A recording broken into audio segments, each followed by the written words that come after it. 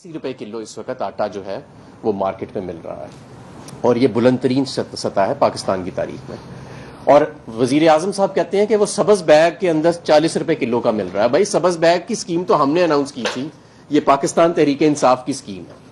फिर इंपोर्टेड हुकूमत ने कहा कि नहीं वो यूटिलिटी स्टोर्स जो है वहां पे घी इतने का मिल रहा है।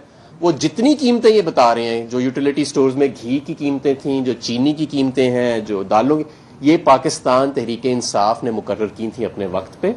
और ये भी याद रहे कि पिछले दौरे हुकूमत में 2013 से 18 में तो आप यूटिलिटी स्टोर्स बंद करने का सोच रहे थे। इसकी रौनकें हमने आके बहाल की। मैं उस वक्त वजीर था सनत का और मेरे नीचे यूटिलिटी स्टोर्स थी। 10 गुना सेल इंक्रीज हुई, हम ऑपरेटिंग प्रॉफिट के अंदर आए। तो ये हमारे ही खाते में से हमें चीजें ना गिनवाएं। अब बहुत जरूरी चीज जो मैं आपको बताना चाहता हूं, जिसके ऊपर पूरी एक हिजानी और एक कंफ्यूजन सी फैली हुई है पूरे मुल्क में, वो है पेट्रोल और डीजल की कीमतें। आज फिर वजीर खजाना ने इस पे इबाहम पैदा कर दिया कि नहीं जी इतने की अरब की सब्सिडी है। भाई आप कौम को एक मरतबा बताएं कि आपने कीमत बढ़ानी है या नहीं बढ़ानी। जब आप ये इबाहम पैदा करते हैं तो डीजल की होर्डिंग शुरू हो जाती है किसान के लिए। 32 दिन का मैं स्टॉक छोड़ के गया था डीजल का, 32 दिन का, जो पाकिस्तान की शायद पिछले 10 साल की तारीख में इतना कभी नहीं था। उसके बावजूद किसान को डीजल मिलने में दिक्कत आ रही है क्योंकि आप कीमत का इबाहम खत्म नहीं कर रहे।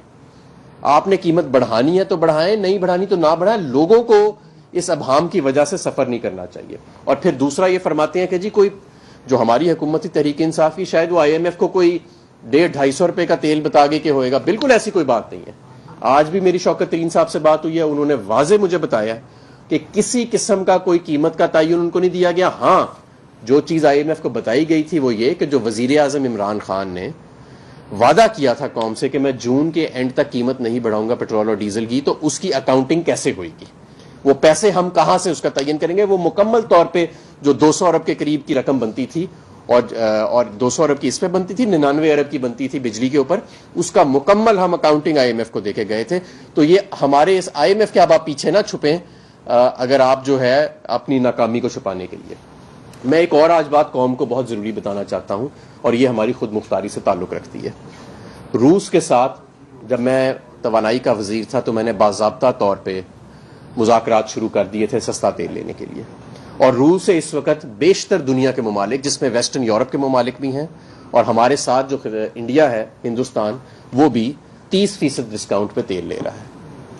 तो अगर ये तेल पाकिस्तान खरीद ले रूस से जो मिल रहा है, और बाकायदा इस पे मेरी कम्युनिकेशन जो है मैंने शुरू की थी रशिया के एनर्जी मिनिस्टर के साथ, हमारे जो मॉस्को में सफीर हैं वो राब्ते में थे, PSO की तरफ से एक ट्रांजैक्शन स्ट्रक्चर जो था वो मुकम्मल कर लिया गया था तकरीबन, और हम हतमी इसको एक शक्ल दे रहे थे।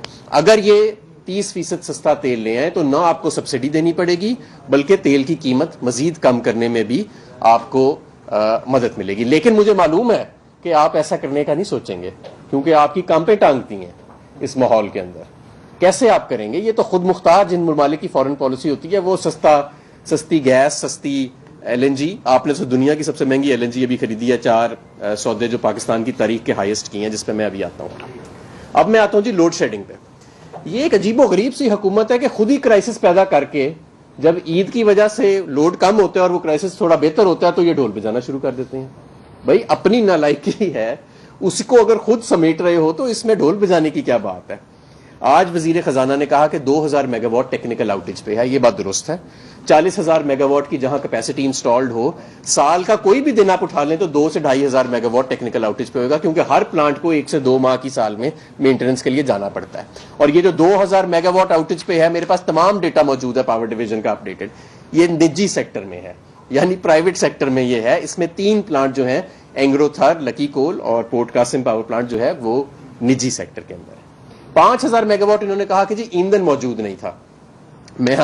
मैं उनकी इतला के लिए बताना चाहता हूं कि कौम को पूरी हकीकत बताएं कि 2 LNG के सौदे जो मुस्लिम लीग नून करके गई थी अपने दौर में, वो डिफॉल्ट कर गए हैं।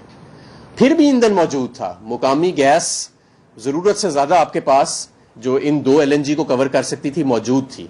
आपने 3 हफ्ते प्राइवेट सेक्टर में, निजी सेक्टर में गैस के कैप्टिव पावर प्लांट्स को चलाया, जिनकी 30 से 35% एफिशिएंसी है, और हुकूमत के 60% एफिशिएंसी के LNG के प्लांट जो ना भी चले तो उन्हें पैसे देने पड़ते हैं, उन्हें आपने खड़ा रखा।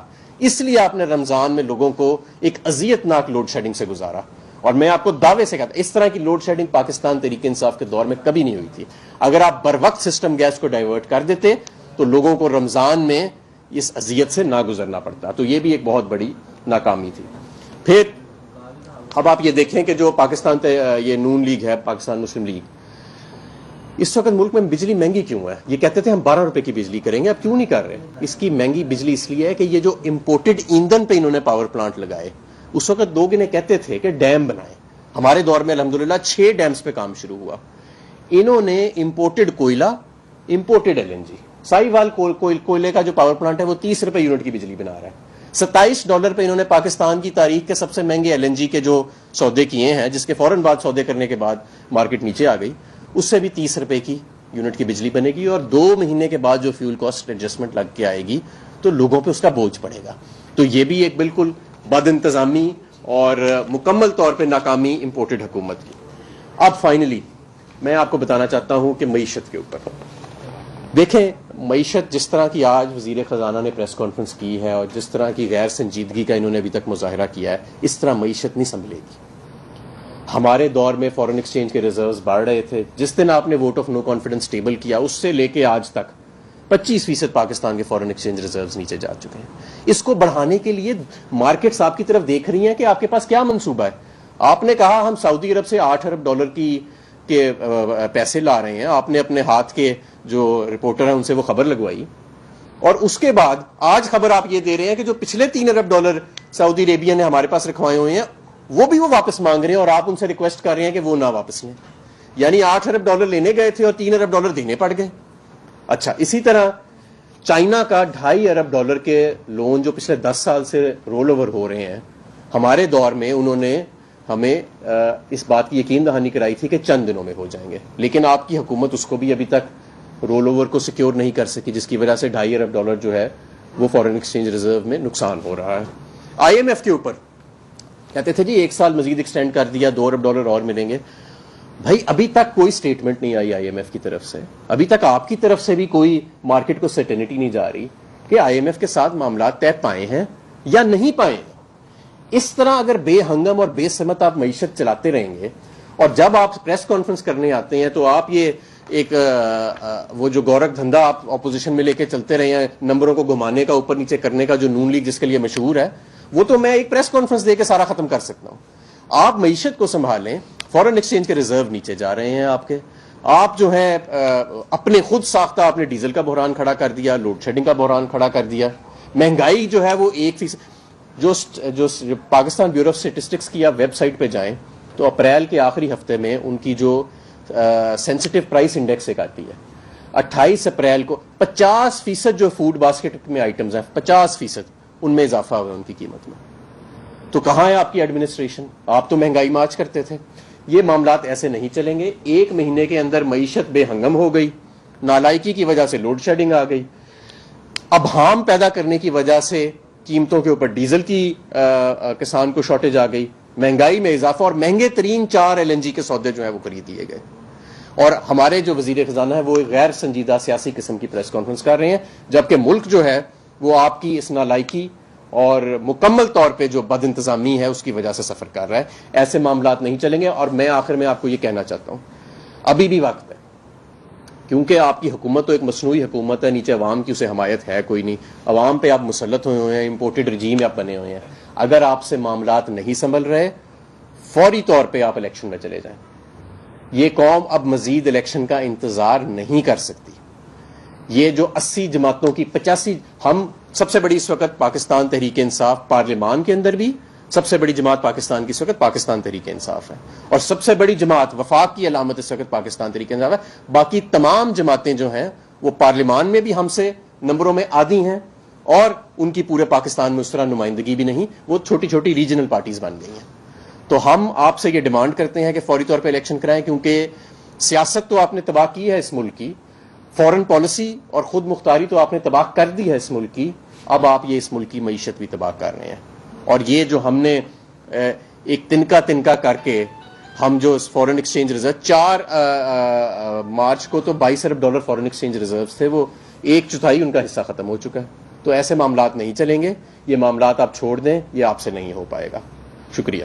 جی سوال ہے. یہ بتائیے گا 3.5 سال پاکستان تحریک انصاف کی حکومت رہی, مہنگائی کو آپ لوگ کنٹرول کیوں نہیں کر سکے؟ تو ابھی آپ ری الیکشن کی بات کر رہے ہیں, ری الیکشن سے عوام کو کیا فائدہ ہوگا؟ عوام تو انہی فگرز میں رہ گئی ہے, 245 کا پیٹرول ہو جائے گا, ہم کم کر رہے ہیں, تو لوگوں کو ریلیف کیسے دیں گے آپ, چاہے نون لیگ چاہے تحریک انصاف؟ دیکھیں, ہم جو عوام کی نمائندہ حکومت ہوتی ہے وہی عوام کو ریلیف دیتی ہے. یہ لوگ تو سیاسی کشمکش میں لگے ہوئے ہیں, یہ فیصلہ سازی نہیں کر سکتے. ایک ووٹ کے اوپر ان کی حکومت کھڑی ہے, ایک ان کا ایل آئی ٹوٹ جائے, ایک ان کا رکن ناراض ہو جائے, اگر ہم لوٹوں کو علیحدہ نکال لیں, کیونکہ لوٹوں کے اوپر تو آرٹیکل 63A کا میرا خیال ہے انشاءاللہ جلدی فیصلہ آئے گا, تو پھر یہ حکومت ختم ہو جائے گی. یہ کیسے فیصلہ سازی کر سکتے ہیں ان معاملات کو؟ اب دیکھیں نا, ہم جب ہمارے دور کے اندر ہم نے صحت انصاف کارڈ شروع کیا ہے, ساس راشن پروگرام شروع کیا, یوٹیلیٹی سٹور کی سیل کو 10 گنا ہم نے بڑھایا, ایک لنگر خانوں کا پناہ گاہوں کا ایک جال بچھایا. اگر عالمی مہنگائی تھی تو ہم دوسری 5 روپے یونٹ ہم نے بجلی سستی کی. جون کے اینڈ تک ہم نے وعدہ کیا کہ ہم ڈیزل اور پیٹرول کی قیمت نہیں بڑھائیں گے. یہ سب کچھ ہم مہنگائی کنٹرول کرنے کے لیے کر رہے تھے. یہ سب کچھ ختم کرنے کا پلان بنا رہے ہیں. تو کیسے یہ مہنگائی کو کنٹرول کر سکتے ہیں؟ مہنگائی کو کنٹرول تو ان ویلفیئر پروگرام سے جو ہم نے شروع کیے تھے ان سے, اور جو ہم نے پیٹرول ڈیزل کی قیمت کم کی, 5 روپے یونٹ بجلی کی قیمت کم کی, یہ تو مہنگائی تو انہی چیزوں سے کنٹرول ہوگی نا. اور میں آپ کو یہ بھی بتاؤں, اگر یہ آج ڈیزل اور پیٹرول کی قیمت 50 روپے بڑھا دیتے ہیں, جو مہنگائی کا سیلاب تب آئے گا اس کے بعد, کیونکہ ہر چیز میں اس کے بعد مہنگی ہوئے گی. ہمارے ملک میں انرجی کا بڑا بحران ہے.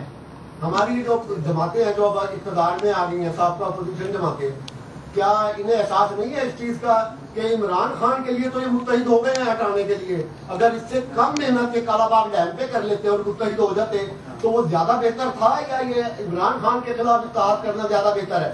دیکھیں, یہ فروری میں تو ایک دوسرے کے ساتھ بیٹھ بھی نہیں رہے تھے, اور پھر ایک دم ایسا کچھ ہوا کہ یہ سارے بیٹھ بھی گئے آپس میں, اور ہمارے 20 لوٹے بھی نمودار ہو گئے. اور آپ کی بات بالکل ٹھیک ہے, ہمارے دور میں آپ کو گارنٹی دیتا ہوں کہ یہ جو پچھلے 3 ہفتے میں لوڈ شیڈنگ ہوئی ہے, اگر ہمارا دور ہوتا تو ایک لمحہ بھی انشاءاللہ تعالی لوڈ شیڈنگ نہیں ہونی تھی, اور ہم نے نہیں ہونے دی.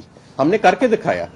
اس سے زیادہ گرمی پڑی, اس سے زیادہ LNG کے ڈیفالٹس ہوئے, ہم نے لوڈ شیڈنگ نہیں ہونے دی. پچھلے رمضان کو دیکھ لیں, میری ٹویٹس اس پہ موجود ہیں کہ ہم نے load shedding force load shedding نہیں ہونے دی. ریونیو بیسڈ لوڈ شیڈنگ جو ہائی لاس ایریاز میں ہے وہ علیحدہ ہوتی ہے, اور وہ 2011 سے چل رہی ہے, لیکن اس کے علاوہ ہم نے فورس لوڈ شیڈنگ نہیں ہونے دی. جواد بھائی یہ بتائیے گا کہ حکومت اس وقت گرفتاریوں کی بات کر رہی ہے, لانگ مارچ کی آپ بھی تیاری کر رہے ہیں, تیار ہیں گرفتاریوں کے لیے بھی؟ اور کیا جو آپ کا لانگ مارچ ہے خون میں حماد اظہر نیوز کانفرنس کر رہے ہیں, انہوں نے کہا کہ مہنگائی کی شرح 13.4 کی سطح پر آ چکی ہے, آپ سے معیشت سنبھالی نہیں جا رہی. وزیر خزانہ عجیب باتیں کر رہے ہیں. IMF کو کہا تھا کہ جون تک مہنگائی میں اضافہ نہیں کریں گے.